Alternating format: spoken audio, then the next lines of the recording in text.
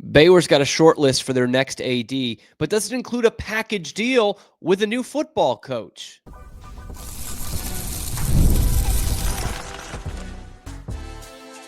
You are Locked On Baylor, your daily podcast on the Baylor Bears. Part of the Locked On Podcast Network, your team every day.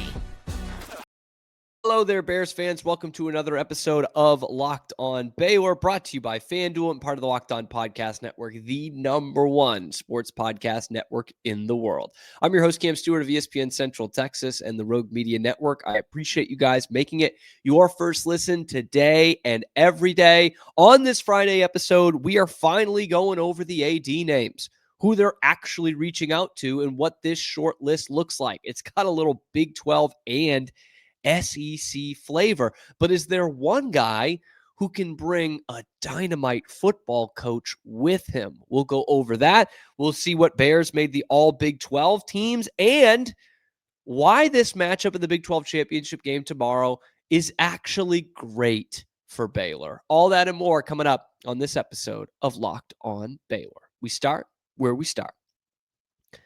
They're looking for an AD. We all want them to be looking for a football coach, but so far, that's not the case. The Baylor Bears are looking for an athletic director, and that is their main focus. And finally, we have some names. I have it from two good sources that the four names they are focusing in on are as follows: Jeremiah Dickey, Hunter Yuraceck, Jared Mosley, and an unnamed, well, I'm going to name him, Big 12 athletic director as well. We'll start with Jared Mosley because I've talked about him before. UNT. If you missed it, check out the segment that I did on Jared Mosley. He's one of the top names. I wanted him to come along with Eric Morris. Obviously, that is no longer there, but he's been pretty dang good at UNT in his time there, and they're set in a position to make the college football playoff. All that with all the other stuff I talked about makes it, in my mind, a great hire. But the one that has really caught my eye, and probably the #1 name Baylor should have on their list, is Jeremiah Dickey from Boise State. And from what I'm hearing, Baylor has narrowed it down, and they have now reached out to Jeremiah Dickey. Now, he is a Mac disciple. He worked for Mac at Baylor and 3 other places. Like they crossed paths a lot. So he knows Baylor really well, and Baylor knows him really well. You know, Linda Livingstone knows him very well. He left to become the AD at Boise State in 2021, and he's been pretty awesome there. 17 conference championships in his 5 years there, going for an 18th tonight, and he won AD of the year last year. Doesn't get much better than that. And so Jeremiah Dickey by himself, love that. Take that in a second. What a great hire for Baylor. But it could be even better because who he's got with him is one damn good football coach. Spencer Danielson could just hitch his wagon to Waco and come with his boss. He's 37 years old. He's 23-7 as the head coach at Boise. And he's going for his 3rd consecutive conference championship tonight. And he went to the college football playoff last year. Like, I can't believe that somebody else hasn't hired Spencer Danielson yet. And what was really impressive about him before he even became the full-time head coach at Boise was when Brian Harsin left to go to Auburn, he stepped in, Danielson stepped in as the interim, and then Boise went out and hired a different coach because he was so young. He hadn't been a head coach yet. They went out and got Andy Avalos, Gary Patterson's DC at TCU, guy who I have a ton of respect for, Avalos. And Avalos actually kept him on the staff, kept Danielson on the staff to serve as the DC. Man, I don't know if you ever had this like in college where you were doing a report on something that your professor literally like got their doctorate in. It's not a good thing to do. You know, because they know it better than anybody else. That's what it's like being Andy Avalos' DC. And yet he had the trust in him to do that. And he stayed on board. And then he became Boise's next head coach. And they've been awesome the last couple of years. Like, you want to look at all the things like Baylor can be a destination for Spencer Danielson. He's 37. Okay. He's got conference championship experience. He's been to the college football playoff. He had a guy finish runner-up for the Heisman Trophy. Like, I can't believe he's not thrown out more. Could you imagine a successful AD and Spencer Danielson following him to Baylor? That would be Christmas coming early. That would be everything that you want right there. So if you're still among those Baylor fans, me, that wants an AD who can bring in a football coach this cycle, there aren't many options. This is the one. This is really the one. And Boise's got some good players. They're about to win the Mountain West again. Bring in some of those guys. You need to hit the portal hard. To me, this is slam dunk package deal. Give it to me. There is no deal that would be sweeter than that one. I'll tell you what. Not any of the other names on this list. Jeremiah Dickey is probably your number one name on the list for AD. And probably the number one football coach kind of still out there that should have a better job is Spencer Danielson. You can argue the Baylor alum, Newberry at Navy, but Spencer Danielson is doing the dang thing, man. Winning conference championships. To me, that's so easy. So easy. But to the other names here, the one that I know surprised a lot of people, Hunter Yuraceck of Arkansas. Because, boy, what an illustrious career he had at Arkansas, huh? He's known for hiring not just Sam Pittman, but before him, Chad Morris. The worst hire in the history of the state of Arkansas, probably at any level of anything, let alone just Arkansas football. And that is what they care about the most as they play in the SEC West. And in Hunter Yuracheck's tenure in Fayetteville, the Hogs were 40-69. That's not good. That's really not good. Won 9 games in a season one time while he was there. Now, what is interesting about Yuraceck is what he lacked in football, he did very well in basketball. He hired Eric Musselman and John Calipari and got a ton of money together to get Calipari. I like a guy who can get some money together. Back-to-back Elite Eights, 4 Sweet 16s in his tenure. Love that. Love an AD that takes basketball seriously. But if there's one thing the next Baylor AD probably doesn't have to do, it's replace the men's basketball coach. Even though Scott Drew's been flirted with a couple times in the last few years, I think it's pretty obvious now that he's going to stay. And he's got good years left in him, Scott. He's in his early 50s. He's got good years left in him. Yuraceck did make the College World Series, I think 3 or 4 times. Made the final in 2018. 1 out away. And I'll give Yuraceck this, if nothing else. He's got balls, man. He's got some serious balls. He hired Alabama's offensive line coach to be his head coach, guy who'd never been a head coach in Sam Pittman. Now, it didn't work out, but he had balls. He had a lot of balls to bring in Bobby Petrino and make him the interim coach, bring him back to Arkansas. That took some guts. Maybe that's the better word for a Baylor podcast. And he hired Calipari. And you know how that's going to end. So he's not afraid to make a bold move, which maybe Baylor needs right now. But they don't need a 40-69 tenure as an AD overlooking a football program. I'll tell you that much. The last guy, and maybe the most interesting name on the list because he's familiar with us and in the conference, Ren Baker from West Virginia. Yes, I am told Ren Baker is on the short list for Baylor. We talked about this earlier in the week. They hadn't reached out yet. From what I understand, that situation has changed. And Ren's got a decent resume. Honestly, I don't think it's as good as Jeremiah Dickey's. And I know that might be controversial because he's done it at a bigger program in West Virginia. But he did hire Grant McCasland at North Texas. And that is one of the G5 moves of the decade with how good McCasland was there and is at Texas Tech. But again, probably don't need to hire a basketball coach, not in the next decade or so. 17 conference championships at 6 years at UNT, though. That's pretty good. And, he only spent 2 seasons at Missouri. It happened to be the same 2 seasons Mack Rhodes was there. Interesting. Didn't overlap at Baylor, obviously. Did hire Darian DeVries at West Virginia, which was actually too good a hire because he was hired away by a quote unquote bigger program the next year, Indiana football school, and brought back Rich Rodriguez, which questionable for me. I don't think Rich Rod's a great move, but they have had serious recruiting momentum this year, and they've got a better class than Baylor does in football. They flipped some 4-star guys at the last minute. So maybe that's good for something. And the final thing I'll say about Ren Baker is I think the way you think he'll fit at Baylor all comes down to how you think he handled the Neil Brown situation. So Ren came in 2022, and West Virginia stunk at football, and everyone thought Neil Brown was gone. I think they were 4-8. Same thing like what you saw the next year with Dave Aranda.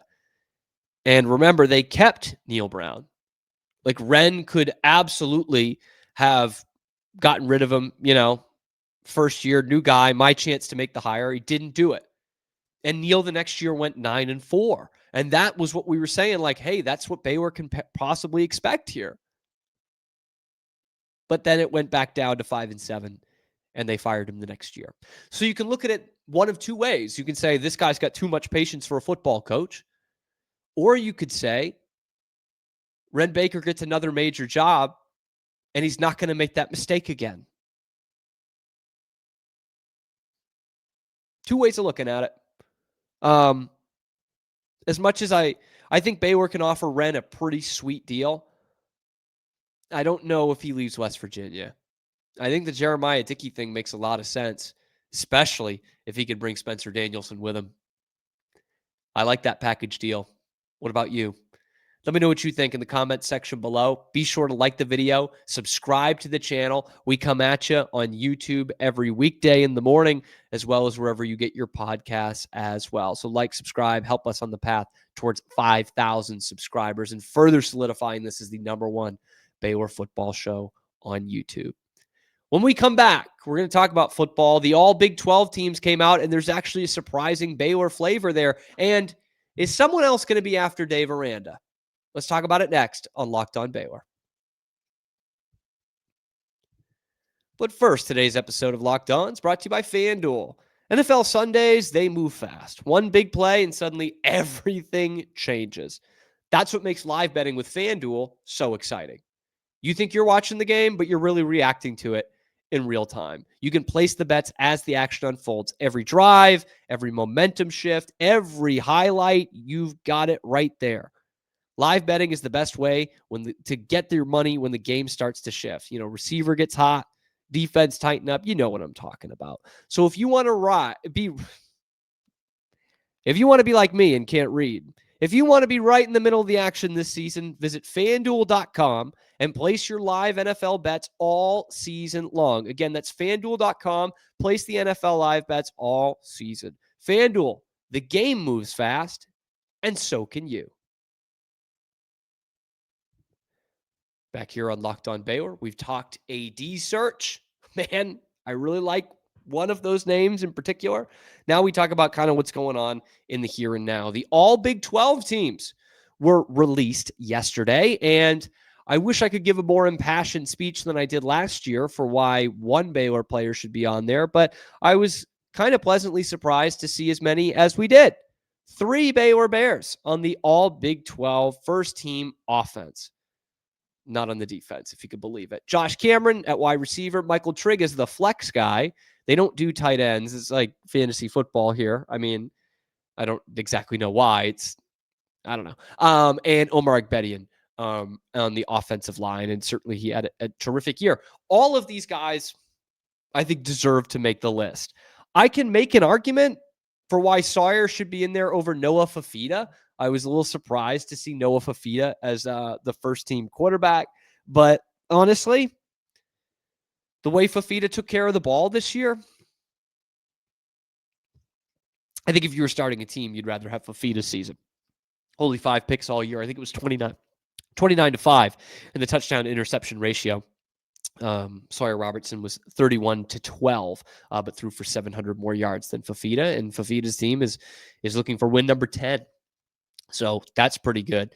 I know there's been a bit of controversy with this from the Texas Tech side. Number one offense in the Big 12 and didn't have anybody on the all Big 12 first team. It's a little surprising, but I would argue, like, who are you putting in there? You had two damn good quarterbacks work out this year. So you didn't have a great one. You had two good ones. Are you going to put someone over Jordan Tyson and Josh Cameron? I think that's a stretch. Offensive line, maybe, but Utah, I think deservedly really did well on that with Fano and Lomu. Flex, anyone better than Michael Trigg? I don't think so. So Tech, I think I get it. I do get it. But like, you're going to play in the Big 12 championship tomorrow, and only one other team's going to do that. So I'd just be happy with that personally. But yeah, those are your Big 12 teams. I do find this interesting. It kind of started as a joke on social media, but when does Penn State reach out to Dave Aranda? I wonder. Like, this is not just me throwing stuff at the wall and hoping it sticks. Like, this is a genuine question. Penn State is one of the only teams in the country that feels like they're in a worse spot than Baylor is right now. And I genuinely mean that. And you look at, obviously Kalani Sitake turned them down this week. Matt Rule's turned them down. Signetti's turned them down. DeBoer's turned them down. All these big names that have been linked or have been offered, I've been turning them down. They offered almost $90 million to Kalani Sitake. He said no. Like, where are you going at this point? I think Spencer Danielson from Boise State would be a heck of an option. I don't know why they obviously played against him last year. I don't know why that's not someone they look at and hasn't been linked there. But at this point, you fired your coach at the beginning of October, and yet here you are, you're behind everyone. So, like, all things being equal in a vacuum, I say Dave Aranda to Penn State, and you're laughing. And I get it. I'm laughing too. But things are not all equal here. Okay? Penn State needs a football coach. And everyone's telling them no. They have a recruiting class that's approaching number 130 in the country. Even Dave's worst class is way better than that. And again, I say, if you give, I'm not saying that this is the thing that's holding Dave Aranda back. Okay. So let's not confuse that. But I think if you're this far down your list, you could try to justify of like, what if we gave Dave Aranda unlimited resources? Baylor's got good resources right now, not great, and certainly not unlimited. Penn State's unlimited. Can you get someone? Can you get him to build a roster with the money that you have? As a guy who has been very successful as an assistant coach, as a coordinator in that conference. At this point, you're running low on names, man. You going to try and pluck someone from the NFL? A coordinator from the NFL? Come on, man. I doubt it. And it should be a heck of a job. Like, I know some coaches are probably scared off because James Franklin was so good, had basically a 750 winning percentage there, and got fired in his only bad year. Like, I get that could scare some coaches, but this is Penn State we're talking about. So here's a guy who's been a very successful assistant in the Big Ten, very successful assistant in the SEC. Just don't look at all at his head coaching stats. Don't look at that. Don't look at the win-loss record or any of that. I'm almost like dead serious here. When does Dave Aranda get the call from Penn State? I thought it might come from UCLA. That didn't come. But Penn State has got to be desperate at this point, right? He's got to be. They've got to be. Big 12 champion coach. Won a New Year's Six Bowl. Top 5 postseason national ranking. Does this entice you in State College? Doesn't entice you at all. I don't know. Maybe it makes sense. Let me know in the comment section below. Like, who else is Penn State turning to? You know, Kalani Sitake gets $87 million, I think was the rumor, was the offer. And he said no. You know, Matt Rule, an alum, says no. Not doing that. Staying at Nebraska. Like, I get it. Nebraska's got great resources too and terrific tradition, and he's trying to turn that thing around. But are we serious on what's a better job? Are we actually being serious there? And maybe they're just punching too high above their weight. You know, outside of Rule, Sitake is a guy who's having some great success at BYU right now.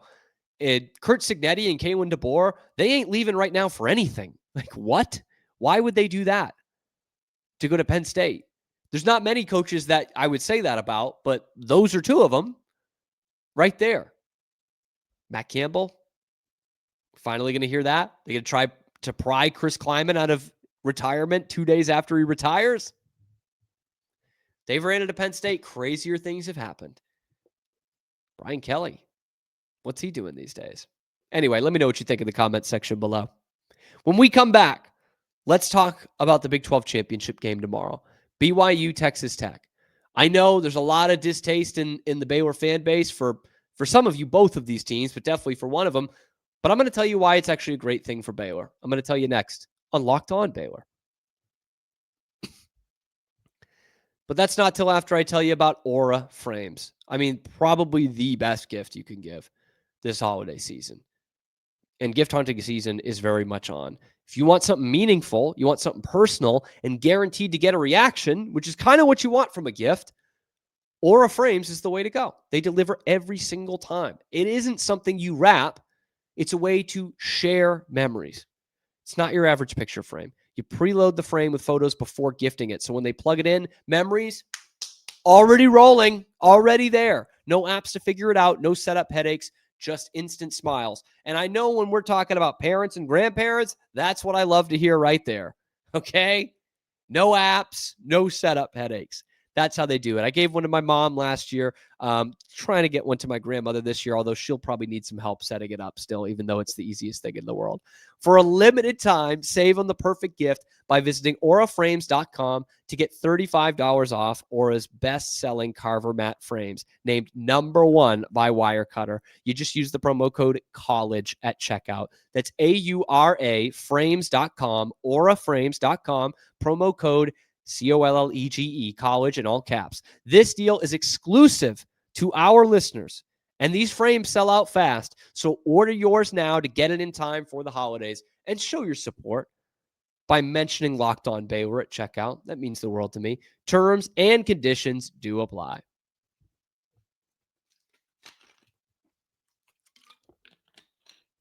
Excuse me. One more Big 12 football game. Arlington sold out, or Dallas Stadium, I believe as it's known to FIFA, sold out. BYU, Texas Tech for all the marbles in this conference. And both these teams should be going to the college football playoff. So, while I do not have a dog in the fight, I don't hate or like either of these teams. If you're a Big 12 fan and you want the most respect possible, you might have to root for BYU. Tech is in, and Tech should be in, no matter what. So it's probably time to pull for BYU and get two teams in there, even though BYU should be in with a loss. Better than Notre Dame, better than Miami, but we know how that goes. We know how that goes.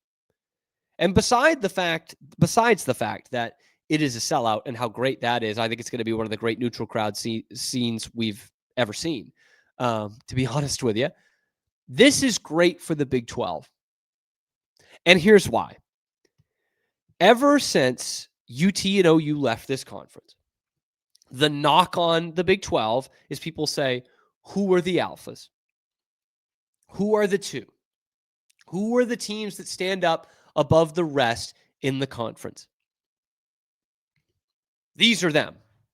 These are them right here. BYU and Texas Tech should be running this conference for the next couple years. With all respect to Utah, they're going to be in that mix, you know, and the Big 12 is still wide open, right? Like Baylor with the right hire could be in the Big 12 conversation 2 years from now. Same thing, Oklahoma State, bottom of the barrel, but they got a good coach, so they could be in the conversation. I'm not saying that should be the matchup every year, but those will be the teams that can spend the most in the transfer portal, that have dynamite coaches, it seems. In the case of Tech, it seems. And they should be at the table most of these years with how they have set themselves up in the NIL era. That's not a bad thing. And I know there are people out there saying, oh, Cam, you can't seriously be comparing BYU and Texas Tech to Texas and Oklahoma. That was like a exasperated Mike Judge voice. But I'm gonna. Because you mean to tell me these teams can't stack up to what UT was doing the last decade and a half in the conference? Pretty easy. In fact, I think BYU and Tech will be better over the next decade than UT was in the last decade in the Big 12. Okay? Because they weren't doing anything. They had 5 and 7 seasons in there. I think they had a 4 and 8 in there. They were also Rans for most of the last decade of the conference, of their time in the conference. OU? Yeah, I don't know if anyone's going to rip off 6 in a row, but there's not any conference in America that's teams are ripping off 6 conference championships in a row. It's not even happening. Didn't even happen in the SEC with Saban. So that's not quantifiable. That's not equal to, it is quantifiable. It's not equal to anywhere in college football. But these two teams absolutely should be in the mix year in, year out. And a large part of that is because of their checkbooks. But hey, that's what college football is now. And it does take more than that. LSU's got a checkbook. Auburn's got a checkbook. Florida's got a checkbook. BYU hired the right coach. Tech hired the right coach. They got a great staff at Tech, mostly from Baylor. And they get the right players in there. So overall, this is good. It's the perfect balance. These two teams should be in the conversation pretty much every year, but the rest of this conference is still wide open. So one of these two teams, I would say, would be in the conference championship 4 out of 5 seasons. And if that's the case, and it's still open, and there's some parity here, that's good for the Big 12. That's what the college football playoff wants. They want you to think that they want a league full of parity, but they don't want that. They want a conference with some alphas and parity everywhere else. That's what they want. In fact, they might want 3 or 4 alphas. They love that in the SEC. So this is a good thing for the Big 12. I'm interested to hear who you're rooting for. Let me know in the comment section below. Be sure to like the video, subscribe to the channel. Of course, we're coming at you every weekday on YouTube and wherever you get your podcasts as well. Help us out by liking the video and subscribing to the channel. And I hope you have a good weekend. Unfortunately, no postgame for Baylor. We will see you on Monday on the next edition of your favorite show, Locked On Baylor.